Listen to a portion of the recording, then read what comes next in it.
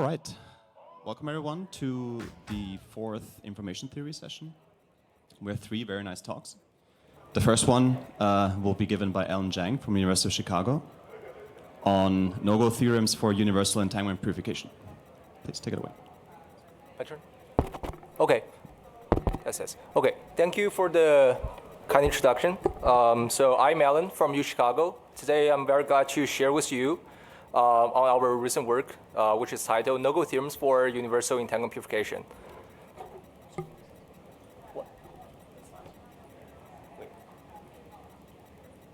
Okay. Yeah, sorry for the technical inconvenience. And the talk is based on the recent archive preprints and joined with Xinan and Eric, who should be here, and also Martin and Tian. So hearing the title, I guess maybe some of you might be curious or confused about what the universal entanglement purification actually is. So in the first part of this talk, I will be reviewing the background and motivation for what it is actually and why do we want to study it. And then I will go to the technical results part, which will be divided into two. The first part is about the general entanglement purification protocols, and the second part is about the more specific family of protocols that is based on the bilocal Clifford circuits. Okay, so entanglement purification actually is not a new idea or concept. Actually, it can date back to 1996, which is almost 30 years ago.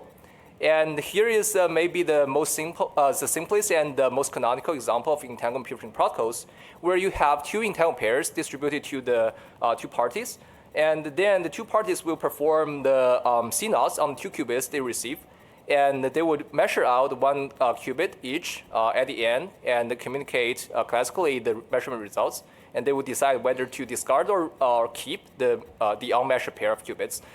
So for this specific example protocol, if we consider two isotropic states with fidelity f, this will lead to the successful output fidelity as a function of input fidelity f in this form.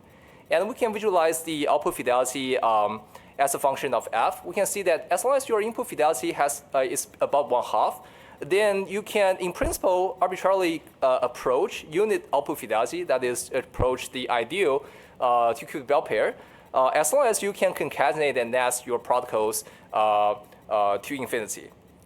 Okay, so now we know that we all know that the concept of entanglement purification protocol works well, and it seems like the rest might be more about optimization of the protocols, and which is what we see for error correction codes, where we optimize. We know that quantum error correction is possible, and then we optimize the code properties.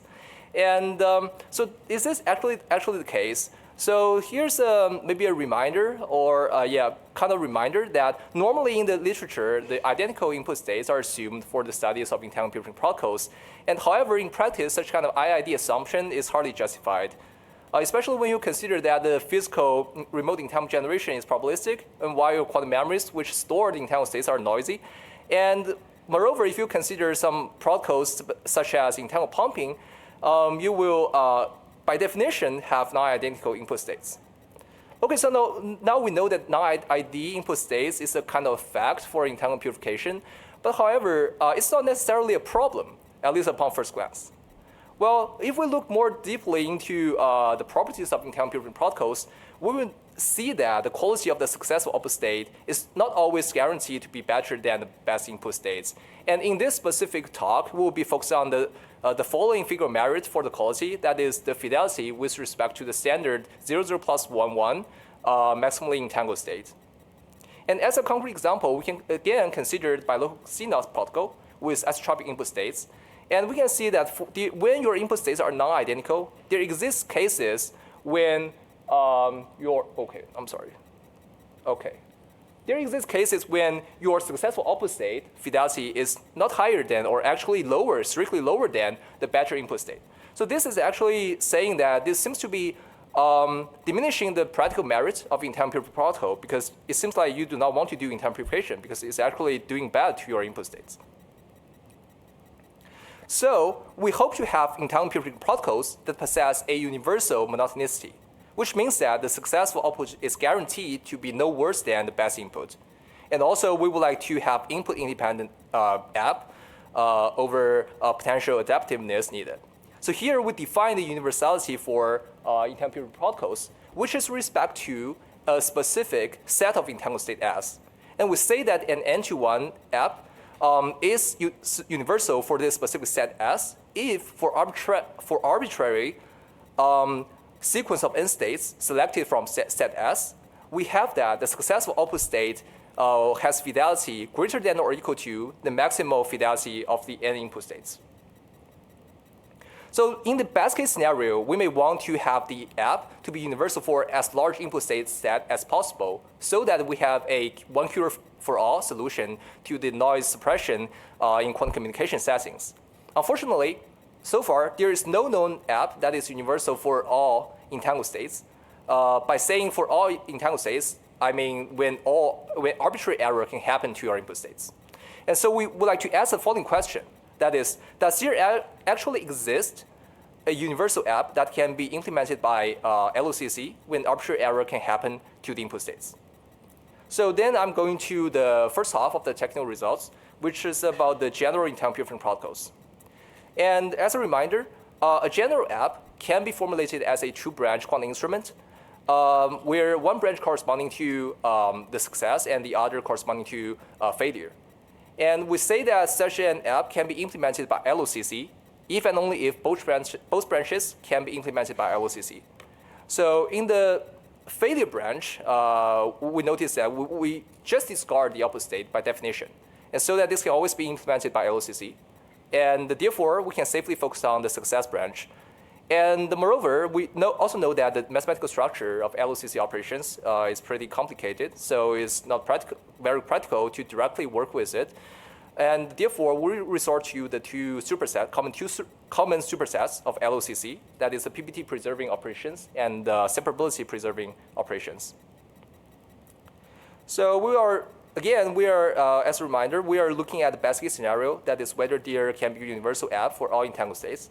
And here's an observation, that is the universality for all entangled states with fidelity greater than 1/2 is equivalent to the universality for all entangled isotropic states. And also, we can twirl the output states into isotropic form freely and without affecting the universality. Therefore, without the loss of generality, we can focus on the isotropic input and output states.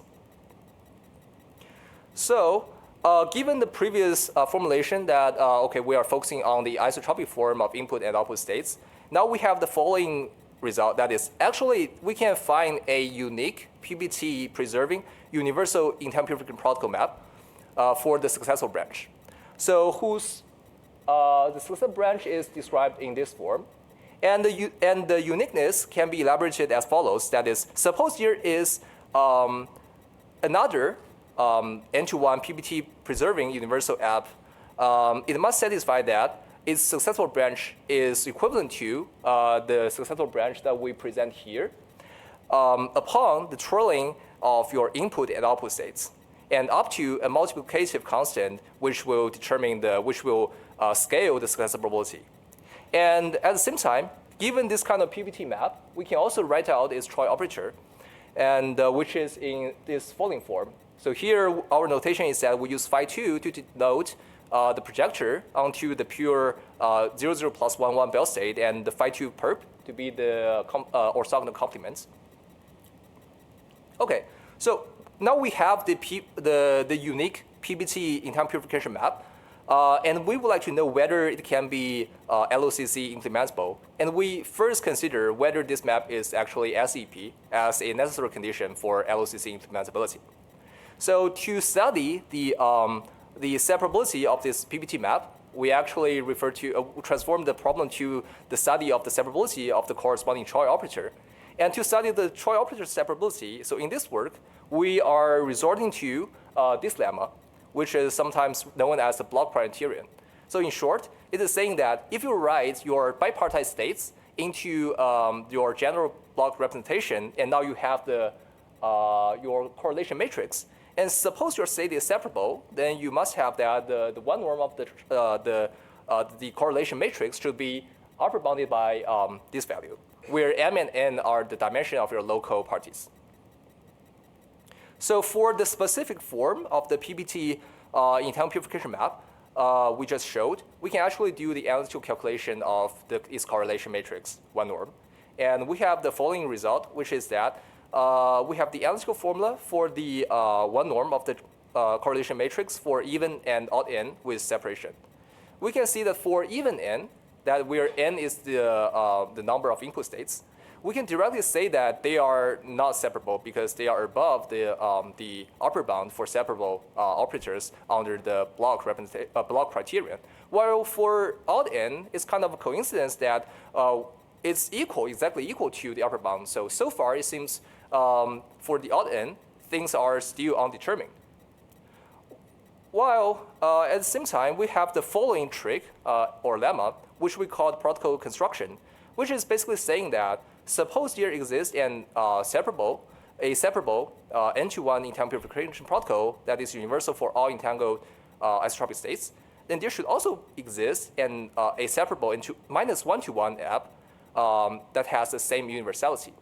And the proof sketch is as follows. That is, we consider that you can prepare the ancillary isotropic state with fidelity equal to 1/2. And we can combine this ancilla and n-1 input states together as n input states to the n-to-1 app. And in the end, after the measurement, we can still freely restore the measured ancilla. So that effectively we construct an n-1-to-1 entangled purification protocol. And by definition, it should also satisfy the universality.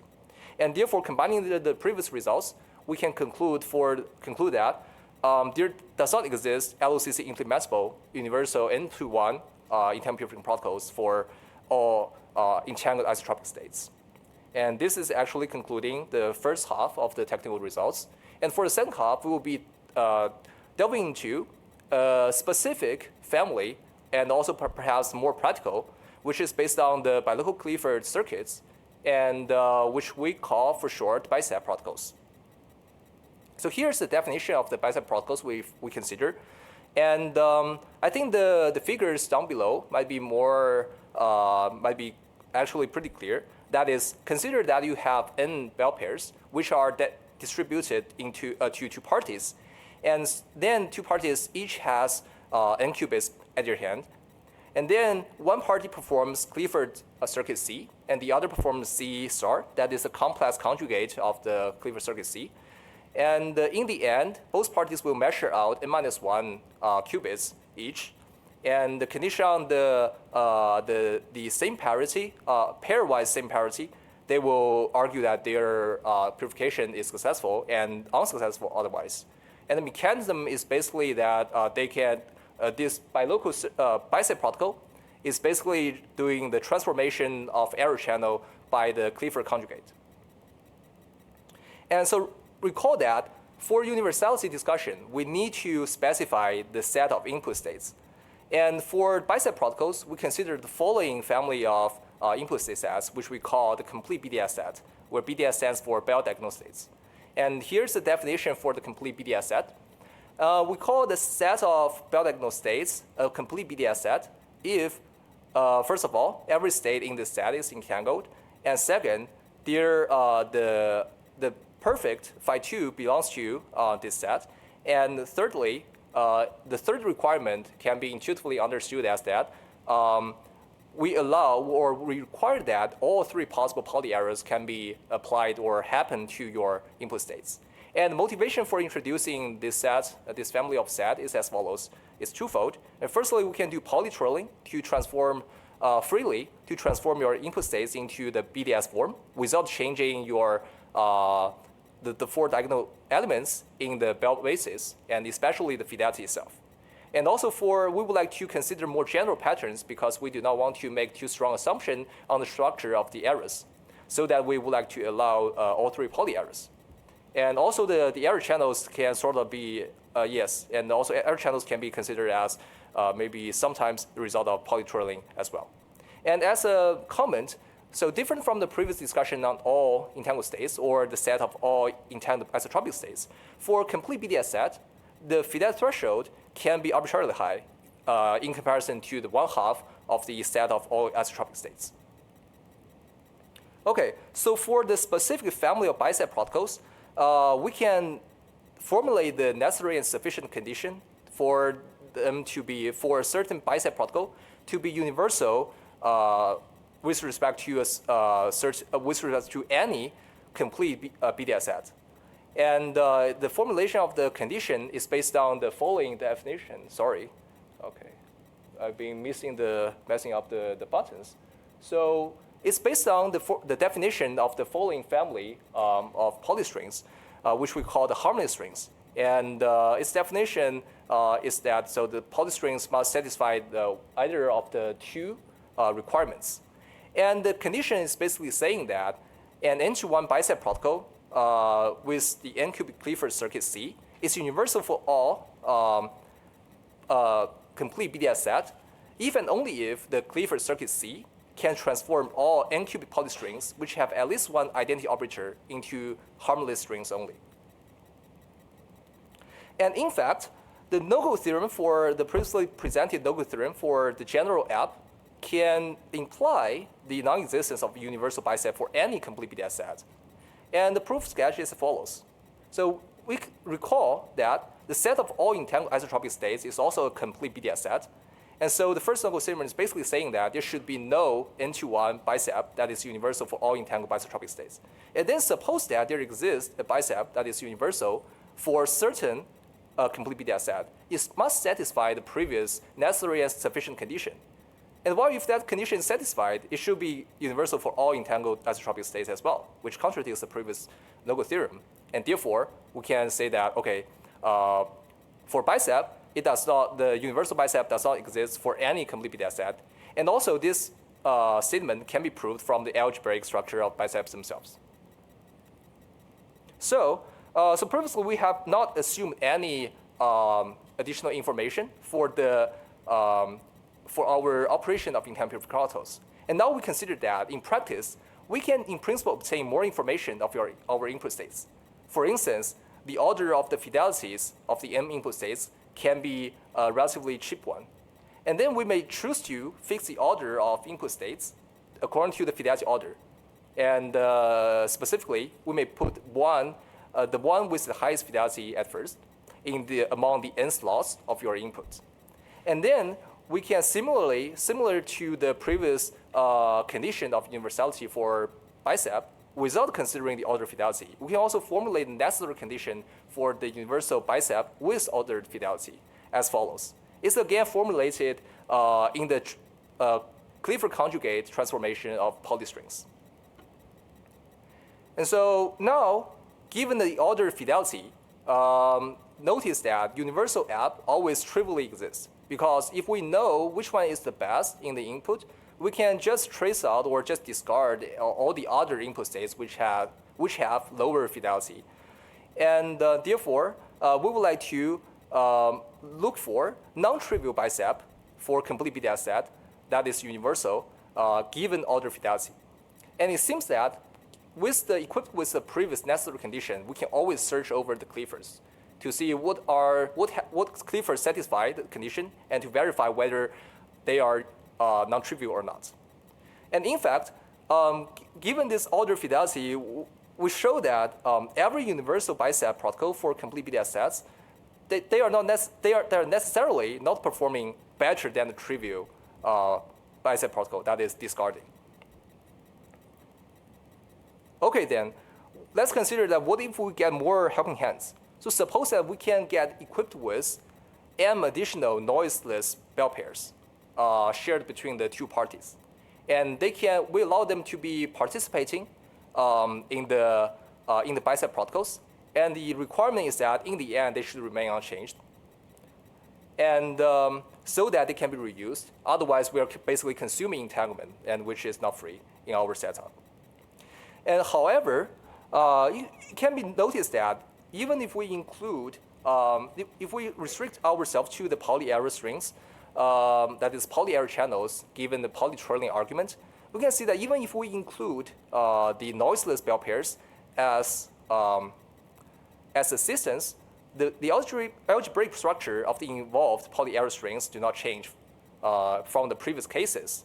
And therefore, we can use similar arguments according to the previous results and to prove that entanglement assistance does not actually help with the universality for bicep protocols.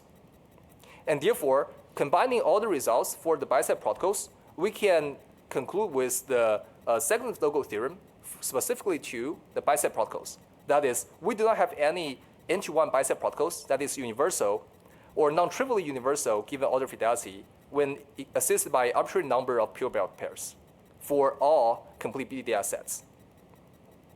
So this is pretty much the end of the technical results. And now let's summarize what we discussed. So basically, we introduced the operational task of universal entanglement purification. And we proved the non-existence of LOCC implementable entanglement purification that is universal for all entangled states with fidelity about 1/2 or equivalently for all entangled isotropic states. So this is basically an instance of the operational gap between the operational sets, the PBT preserving and the SEP preserving sets, and also LOCC sets. And we have also proved the non-existence of the bicep protocols that is universal for all complete BDS sets, even with order fidelity or the assistance of pure Bell sets. And here's some discussion. So we would like to say that the introduction of the universality can be considered as a new playground to play with. And it's basically motivating the consideration of the beyond IID regime. And we can also consider that maybe there can be other formulation of universality, which also makes sense in our practical. And we can extend the discussion of universality to other quantum resources. And this kind of universality is also a lens for understanding the underlying structures of purification protocol families. And we have also learned some lessons for practical quantum networking or communication. For instance, the building of high-fidelity quantum communication network is hard due to the general non-universality of entanglement purification protocols. And we would like to also say that it is very important to have good benchmarking and characterization of your noise processes, because in that case, we may gain more information, perhaps do better optimization of the entanglement purification protocols. And also, the bias noise is preferred, or structured noise is preferred, because if we can restrict ourselves to some smaller sets of input entangled states, we can actually achieve universality. So this is pretty much the end of my presentation, and I would like to thank again to my great collaborators and the funding agencies. So thank you again for your attention.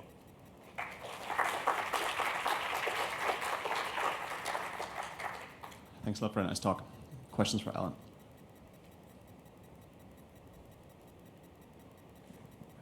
Yep, thanks for the nice talk. I have a question. Do you have any intuition for what exactly is it about PPT operations that allows you to beat the no-go theorem? Or more generally, do you have any idea for how else could you beat this no-go? What about the second? Could you repeat the second, the beating no-go, the second part? Yeah, so you showed that with PPT operations you can beat the no-go, right? Right. Do you have any other examples of how else can you beat this no-go, or what other additional resources would allow you to beat this no-go theorem? Oh, okay, I see. This is a very good question. So for the first part of the question, you're asking for the intuition why this one can beat the no-go. So historically, we are doing some straightforward trials. We try the PPT relaxation. Then we want to see what kind of states, what kind of trial operators will lead to the universality criterion by looking at the successful output fidelity. And we discovered that, okay, there somehow exists strong constraint on the parameters of the allowed trial operators. And we find that this is the only one. But speaking of intuition, I have to admit that so far, we do not have a very strong intuition. And for the second part, I would say to beat the no-go, I would still like to emphasize on the definition of universality. That is, it is with respect to a specific input state set. So now we are looking at maybe the best case scenario so that there can be a no-go, but this is not actually too bad because as I just mentioned at the very end, even if you are not equipped with any additional resource, if you restrict yourself to some smaller sets of input states, you can actually achieve universality. So an example is that if you consider that only 2 poly errors are allowed, then actually universality is achieved by known protocols. Hi, thanks for the nice talk.